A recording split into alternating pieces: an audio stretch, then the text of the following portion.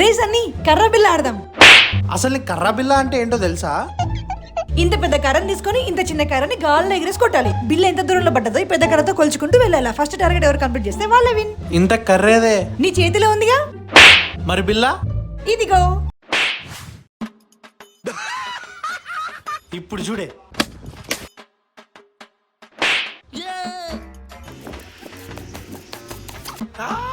11 అమ్మని కొట్టేశాడు. 20 మొత్తం కలిపి 31.